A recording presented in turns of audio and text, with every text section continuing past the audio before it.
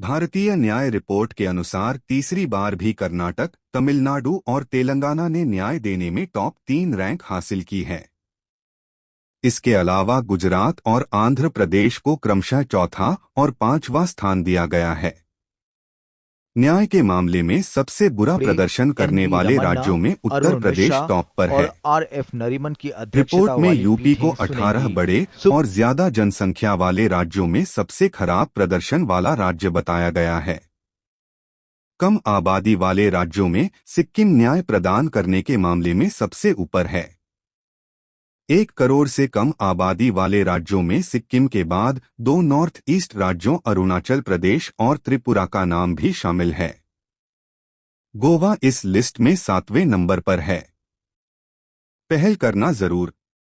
इस बारे में इंडिया जस्टिस रिपोर्ट माजा दारूवाला कहती है कि ये जस्टिस रिपोर्ट किया जा रहा है। इसमें मेरी टीम अलग अलग राज्यों में जाती है और वहां के इंटेलेक्चुअल और ब्यूरोक्रेट्स से बात कर निरीक्षण करती है, जिसमें बातचीत से काफी बातें सामने आती हैं।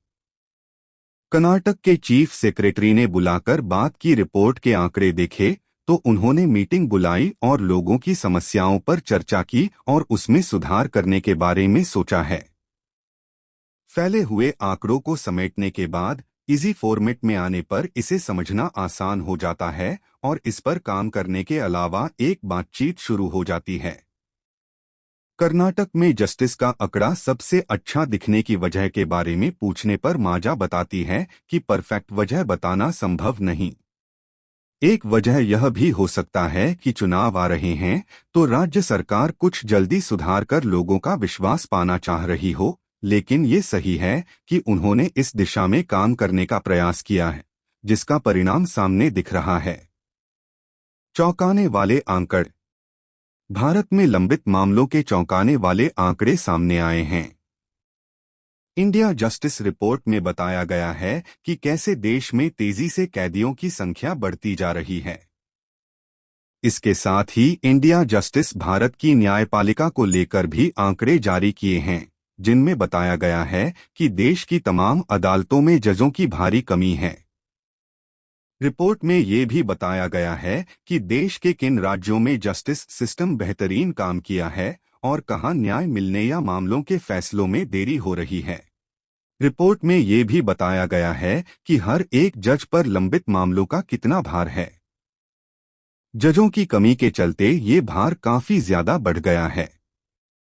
दिसंबर 2022 तक देश में 10 लाख लोगों पर 19 जज थे और करीब 4.8 करोड़ मामलों का बैकलॉग था, जबकि लॉ कमीशन ऑफ इंडिया की तरफ से 1987 में ही सुझाव दिया गया था कि एक दशक में प्रत्येक 10 लाख लोगों के लिए 50 जज होने चाहिए। देश में कई राज्य ऐसे हैं जहां एक जज पर 15,000 से ज्यादा मामले लंबित हैं। अलग अलग राज्यों के हाई कोर्ट के आंकड़े देखने पर पता चलता है कि पिछले कई सालों के मामले अब तक लंबित पड़े हैं। इसमें यूपी सबसे ऊपर है। यहां औसतन 11.34 सालों के केस भी अब तक लंबित हैं। वहीं इसके बाद पश्चिम बंगाल का नंबर आता है, जहां 9.9 साल औसत पेंडिंग मामले हैं। इस मामले में सबसे अच्छा प्रदर्शन त्रिपुरा का है, जहां औसत पेंडिंग मामले करीब 1 साल है। इसके बाद सिक्किम 1.9 साल और मेघालय 2.1 साल लिस्ट में हैं। 11 राज्यों केंद्र शासित प्रदेशों की जिला अदालतों में प्रत्येक 4 में से 1 मामले 5 साल से अधिक समय से लंबित हैं। देश में ऐसे मामलों की सबसे ज्यादा हिस्सेदारी अंडमान और निकोबार द्वीप समूह 53% और सिक्किम में सबसे कम 0.8% है। बड़े और ज्यादा जनसंख्या वाले राज्यों में पश्चिम बंगाल में ऐसे मामले 48.4% और बिहार में 47.7% हैं। सरकारी क्षेत्रों में महिलाओं के भर्ती की कम। प्रोजेक्ट लीड वलय सिंह कहते हैं, जब मैंने साल 2019 में पहली रिपोर्ट शेयर थी तो कर्नाटक के हाई कोर्ट में 47% बहुत वैकेंसियां थी, जिसमें उन्होंने भर्तियां बढ़ाई है। हाई कोर्ट की वैकेंसियां आधी कर दी, जेल के बजट को भी कम किया गया। सेशंस में सीसीटीवी कैमरे लगाए गए। पिछले सालों की तुलना करें तो सभी राज्यों में कुछ न कुछ सुधार अवश्य हुआ है। कोशिश सभी कर रहे हैं, लेकिन बहुत धीमा काम होने पर जरूरत के हिसाब से कमी बढ़ती जाती है। कारागारों की व्यवस्था खराब होता जा रहा है। औरतों का आरक्षण बहुत धीरे धीरे सुधर रहा है। औरतें हैं, काम नहीं तो बेरोजगार हैं। वे काम करने के लिए तैयार भी हैं। देखा जाए तो आईटी सेक्टर में महिलाएं सबसे अधिक काम करती हैं, जबकि सरकारी निचली अदालतों में महिलाओं का राष्ट्रीय औसत 35% है। बाकी सब जगह ये 20, 15 और 10 के नीचे हैं। लोअर जुडिशियरी में 33% या 35% या कई राज्यों में उससे भी अधिक महिलाएं जज बन रही हैं। लेकिन आईटी सेक्टर से तुलना करने पर पता चलता है कि महिलाएं और अधिक काम सरकारी क्षेत्र में कर सकती हैं। महिला पुलिस ऑफिसर का प्रतिशत 5 है। माजा दारूवाला कहती हैं, पुलिस का 90% काम किसी आतंकी या गैंग को पकड़ना नहीं होता। पुलिस का काम प्रशासनिक दिमाग और डेस्क वाला होता है। इसे कोई भी महिला कर सकती है।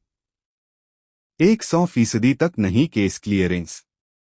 राज्यों के केस क्लियरेंस रेट की बात करें तो हाई कोर्ट्स में 2018 से 19 से 2022 के बीच राष्ट्रीय औसत में 6%, 88.5% से 94.6% की बढ़ोतरी हुई है, लेकिन निचली अदालतों में 3.6, 93% से 89.4% की गिरावट आई है। 2018 से 2022 के बीच त्रिपुरा ही इकलौता राज्य है जहां जिला अदालतों में केस क्लियरेंस रेट 100% से ऊपर रहा। एन वी रमन्ना, अरुण हालांकि मिश्रा और 2020 में आर एफ कोरोना नरीमन काल की के अध्यक्षता दौरान वाली त्रिपुरा में पीठें भी केस सुनेंगी। क्लियरेंस रेट 40% तक पहुंच गया था। सही आंकड़ों का मिलना होता है मुश्किल। समस्या क्या होती है? मेरी टीम अच्छी है और मेरे पार्टनर ने सहयोग दिया है। ये समस्या आंकड़ों की है, केवल सरकारी रिपोर्ट को देखते हैं। नेशनल, राज्य, पार्लियामेंट, बजट, असेंबली को देखते हुए काम करते हैं। जो नहीं मिलता है उसे राइट टू इंफॉर्मेशन में एप्लीकेशन डाल डालकर डेटा निकलना पड़ता है। डेटा कई बार मुश्किल से देते हैं या फिर उसमें खामियां होती हैं। जब इसे रिपोर्ट बनाते हैं, लोग आलोचना करते हैं और कहते हैं कि ये गलत रिपोर्ट है, लेकिन ये एक आईना है, क्रिटिक नहीं। इसमें बाधा होने पर दिखेगा। इसके अलावा इसमें हार्ड वर्क और पैशन होना जरूरी होता है। इसे देश के लिए ही किया जा रहा है। माजा दारूवाला आगे कहती हैं, भारत ने यह वादा किया है कि 2030 तक वह प्रत्येक व्यक्ति की न्याय तक पहुंच सुनिश्चित करेगा और सभी स्तरों पर प्रभावी, जवाबदेह और समावेशी संस्थानों का निर्माण करेगा। लेकिन इस साल आईजेआर के द्वारा प्रस्तुत आधिकारिक आंकड़े बताते हैं कि अभी भी हमें लंबा सफर तय करना है। मेरा फिर से आग्रह है कि हम सबके लिए किफायती, कुशल और सुलभ न्याय सेवाओं को भोजन, शिक्षा या स्वास्थ्य की तरह ही आवश्यक माना जाए। इसके लिए इसमें और अधिक संसाधनों को लगाने की, बहुत अधिक कैपेसिटी बिल्डिंग की, लंबे समय से चली आ रही खामियों को दूर करने पर अधिक ध्यान देने की जरूरत है। मीडिया को ध्यान देने की है जरूरत। मीडिया में विश्वसनीयता की कमी कितना नुकसानदायक है। माजा कहती है, ये सही है, आज की मीडिया में लोगों को कुछ सही खबर देने की जो परंपरा पहले थी, वह अब खत्म हो गई है। ऐसे में डेटा को लेकर कुछ लिखने के अलावा कोई विकल्प नहीं है।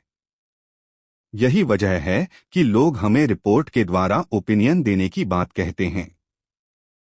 राय तो है, लेकिन उससे क्या बदलाव हो सकेगा? मैंने इन आंकड़ों पर रिपोर्ट तैयार की है।